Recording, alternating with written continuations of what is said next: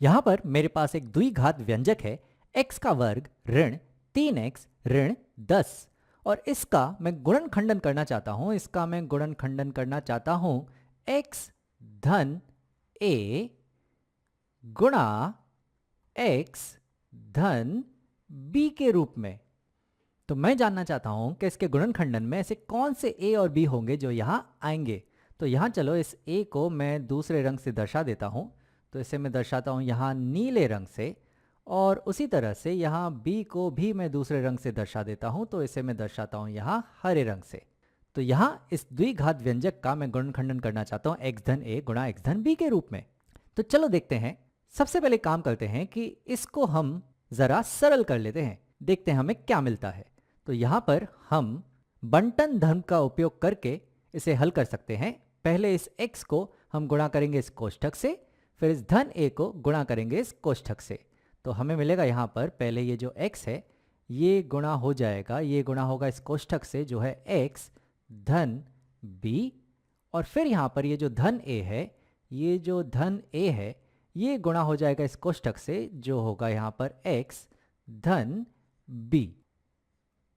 आगे बढ़ते हैं। अब ये x इन दोनों से गुणा हो जाएगा और ये धन a इन दोनों से गुणा हो जाएगा। तो हमें यहाँ मिलेगा ये x गुणा x जो होगा x का वर्ग धन x गुणा b, यानी कि ये हमें मिलेगा bx। आगे है हमारे पास धन ax, तो यहाँ पर हमें मिलेगा धन ax, और आखिर में हमें यहाँ मिलेगा a गुणा b, तो यहाँ आ जाएगा a गुणा b। अब यहाँ पर हमें x की घात 2 का पद मिल चुका है, ये x का वर्ग, और x की घात 1 के यहाँ 2 पद हैं bx और ax। चलो इन दोनों को जोड़ लेते हैं। तो ये होगा ax धन bx, जहाँ पर x समान है जिसे हम बाहर ले सकते हैं। तो हमें यहाँ मिलेगा ये होगा a धन b गुणा x, और जो अचर है वो हमें यहाँ मिल रहा है a गुणा b।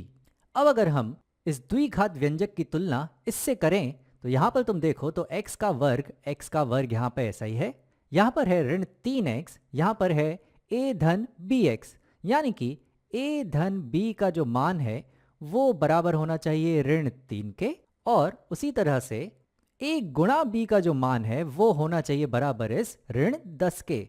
यानी कि हम ऐसे a और b ढूंढ रहे हैं, जिन्हें जोड़ के हमें मिलना चाहिए ऋण 3, और इन्हें अगर हम गुणा करें a और b को अगर हम गुणा करें तो हमें मिलना चाहिए यहाँ पे ये ऋण 10, तो ये आ जाएगा ऋण 10। तो अब हमें ऐसे a और b ढूंढने हैं जो इन दोनों को ही संतुष्ट करें।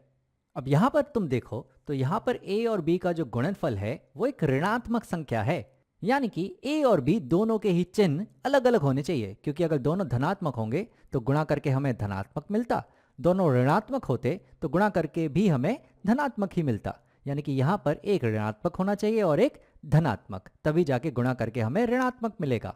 और इन दोनों को जोड़ के हमें एक ऋणात्मक संख्या मिल रही है, यानी कि जो ऋणात्मक संख्या है वो बड़ी है धनात्मक संख्या से।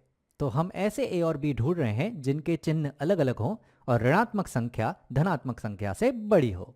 तो चलो इसके लिए हम 10 का गुणनखंडन कर लेते हैं। तो जो 10 है, 10 को हम 1 गुणा 10 लिख सकते हैं, या इसे हम 2 गुणा 5 भी लिख सकते हैं, लेकिन हमें चाहिए यहाँ पर ऋण 10। तो ऋण 10 जो है वो बन सकता है ऋण 1 गुणा 10 से, तो ये तो ऋण 10 हो जाएगा गुणा करके, पर ऋण 1 और 10 को जोड़ के हमें मिलता है 9, पर इन्हें जोड़ के हमें चाहिए यहाँ पर ऋण 3, तो इससे तो बात नहीं बनेगी। और अगर हम यहाँ पर करते हैं 1 गुणा ऋण 10, तो यहाँ से भी गुणा करके तो ऋण 10 मिलेगा, पर इन्हें जोड़ के हमें ऋण 3 नहीं मिलेगा। तो हम देखते हैं आगे। तो यहाँ पर है हमारे पास ऋण 10 को हम लिख सकते हैं ऋण 2 गुणा 5, तो ये गुणा करके तो ऋण 10 मिल रहे हैं, और ऋण 2 और 5 को अगर हम जोड़ेंगे तो हमें मिलेगा 3, पर हमें चाहिए यहाँ पे ऋण 3। तो एक काम करते हैं, यहाँ पर जो उत्तर होगा वो होगा 2 गुणा ऋण 5, क्योंकि 2 गुणा ऋण 5 होंगे ऋण 10, और 2 धन ऋण 5 हो जाएंगे ऋण 3। तो ये वो दो संख्याएं हैं जो हम ढूंढ रहे थे। यानी कि हम कह सकते हैं कि यहाँ पर जो a है वो है यहाँ पर 2, और जो b है वो है यहां पर ऋण 5।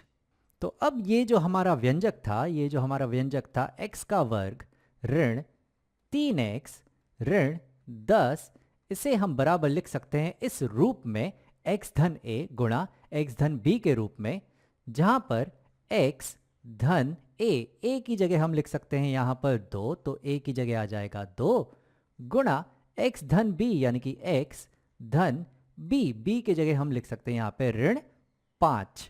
तो ये हो जाएगा हमारा गुणनखंडन। अब इस x धन ऋण 5 को हम सीधे सीधे सिर्फ x ऋण 5 भी लिख सकते हैं, तो ये हो जाएगा x ऋण 5। तो ये हो जाएगा हमारा गुणनखंडन इस द्विघात व्यंजक का। तो अब अगर हमें किसी भी द्विघात व्यंजक का गुणनखंडन करना है जहां पर x के वर्ग का जो गुणांक है वो 1 हो, ये बहुत जरूरी है, तो उसे हम x धन a गुणा x धन b के रूप में लिख सकते हैं, जहां पर जो a धन b होता है वो बराबर होता है इस x के गुणांक के, और जो a गुणा b है वो बराबर होता है इस अचर के। तो बस हमें ऐसी दो संख्याएं ढूंढनी होती हैं जिन्हें जोड़ के हमें मिले x का गुणांक और जिन्हें गुणा करके हमें मिले ये अचर। तो फिर उस द्विघात व्यंजक को हम x धन a गुणा x धन b के रूप में लिख सकते हैं।